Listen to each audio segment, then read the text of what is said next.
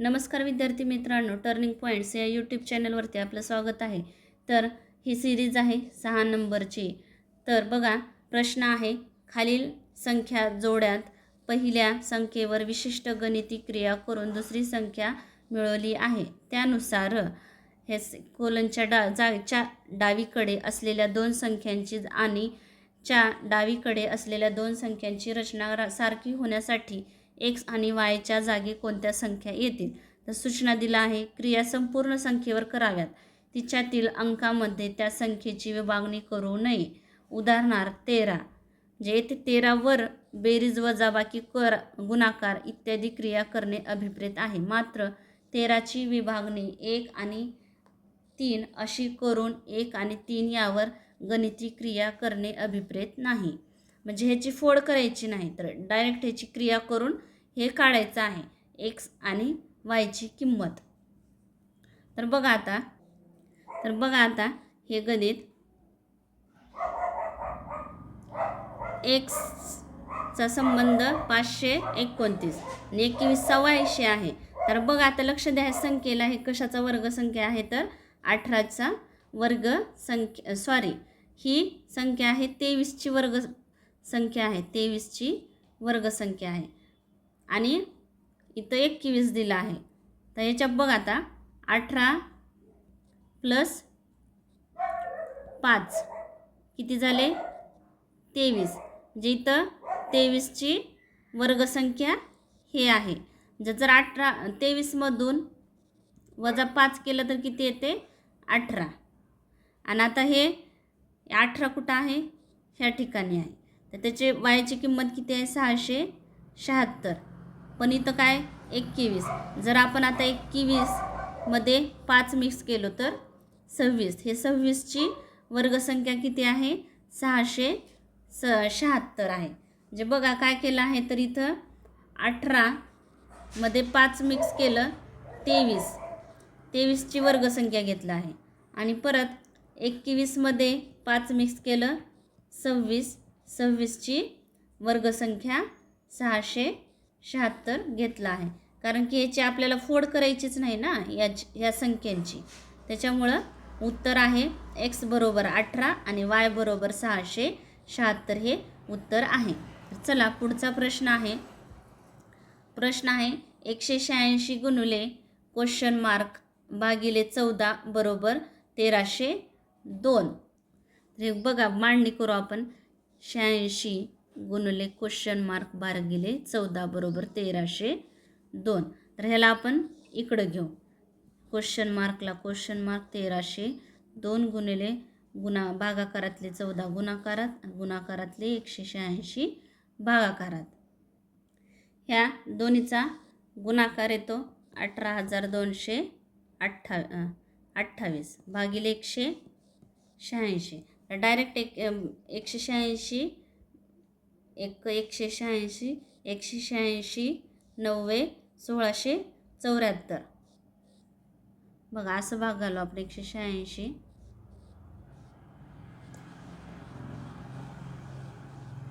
90 1674।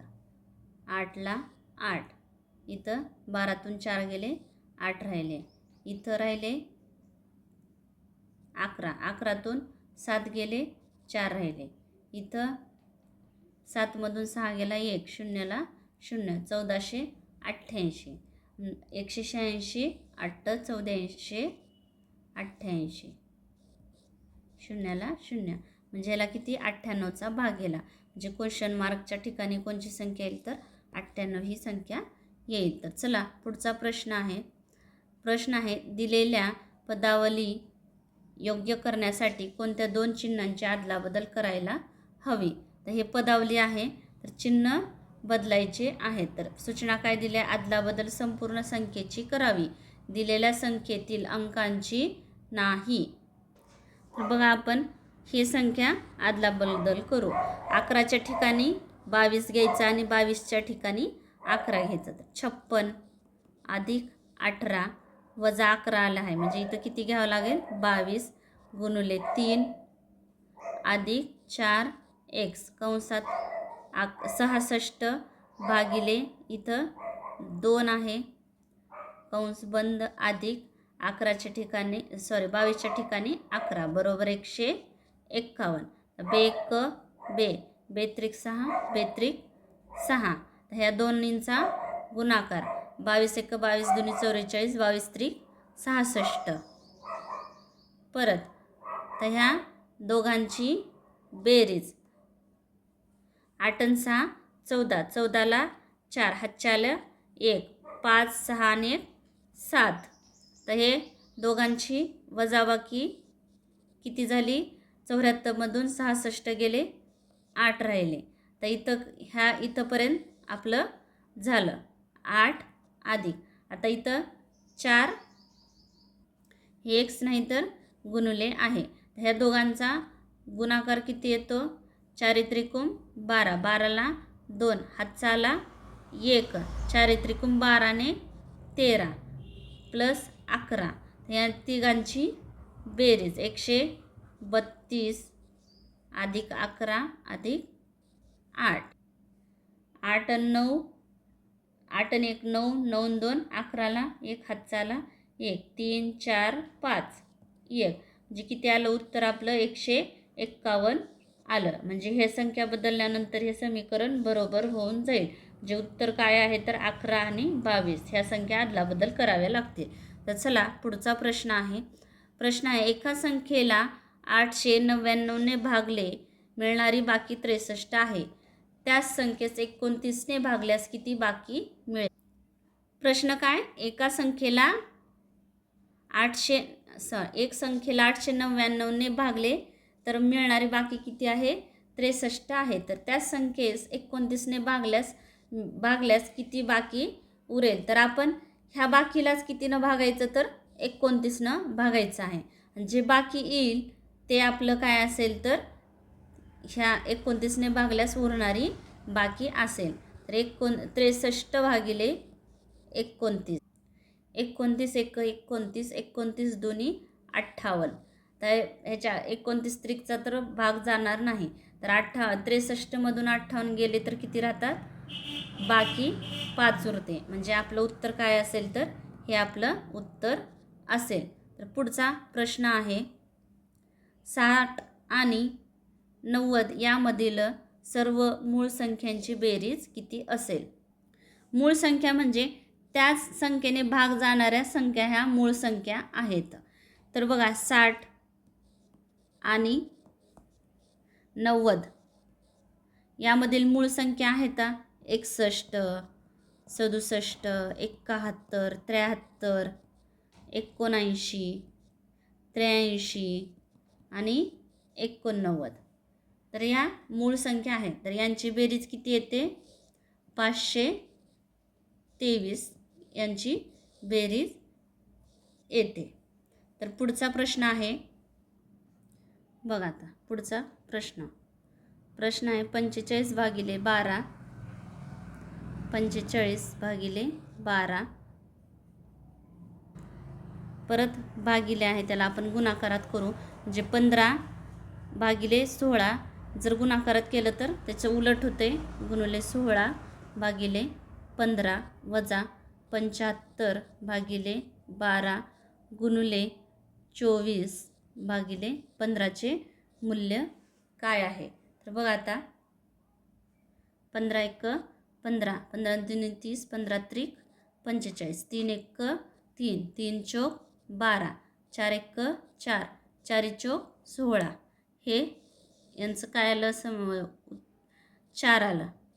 15 1 15 2 30 15 त्रिक 45 15 चौक 60 15 5 75 12 2 24 तर 5 2 10.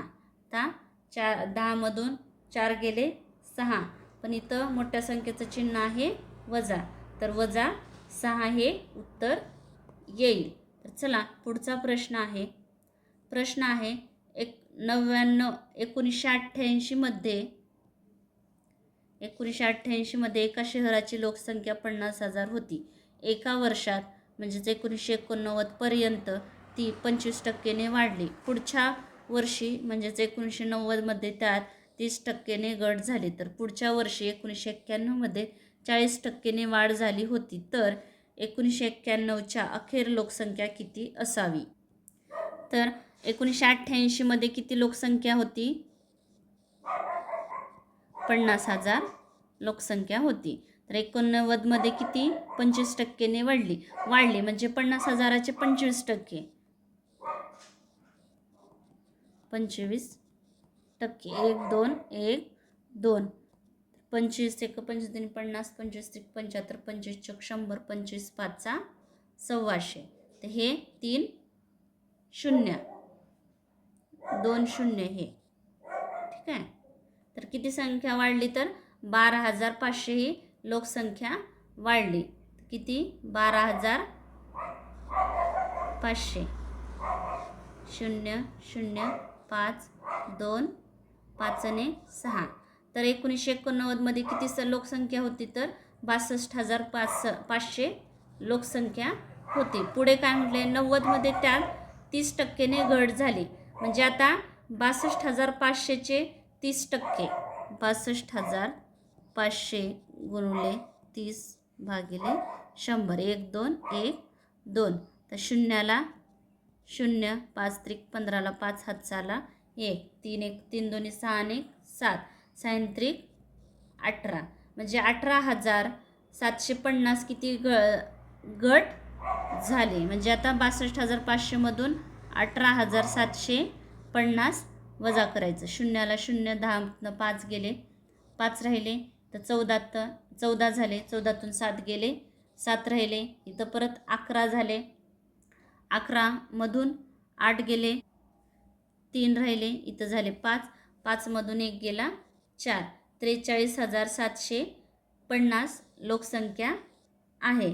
तर परत 30% घट झाली. म्हणजे राहिली किती संख्या? इथं 43,750 लोकसंख्या राहिली. तर पुढच्या वर्षी 91मध्ये 40%ने वाढ झाली होती. 91मध्ये कितीनं वाढ झाली होती? 40%नं वाढ. म्हणजे आता ह्याचे 40% किती? 43,750 गुणिले किती? 40% भागिले 100. 1 2 1 2. तर यांचा गुणाकार येतो 17,500. किती? आता 43,750 मध्ये 17,500 वाढली का घटली? तर वाढली. म्हणजे प्लस करावं लागेल. 0 5ला 5 7 5 12ला 2 हातचाला 1 7 4 11 11ला 1 हातचाला 1 4 5 6. म्हणजे वर्षाअखेर किती लोकसंख्या राहिली? 1991मध्ये 61,250 लोकसंख्या राहिली. आपलं उत्तर आहे हे. तर चला पुढचा प्रश्न आहे. खालीलपैकी सर्वात मोठा अपूर्णांक शोधा. हे अपूर्णांक 14/16 18/19 12/17 आणि 13/15. तर ज्या अपूर्णांकाचा भागाकार हा जास्त येतो तो अपूर्णांक काय असतो? तर यांचा भागाकार येतो 0.87 0.94 0.70 आणि 0.86. तर ह्या अपूर्णांकाचा भागाकार काय येतो? 94. म्हणजे हे अपूर्णांक आहे मोठा. म्हणजे उत्तर काय आहे? 18/19. तर अशा प्रकारे आपण अंकगणित व बुद्धिमत्ता संभाव्य प्रश्नांचे विश्लेषण करत आहोत. तर व्हिडिओ आवडला असेल तर नक्की शेअर करा, लाईक करा, सबस्क्राईब करायला विसरू नका. Thanks for watching this video.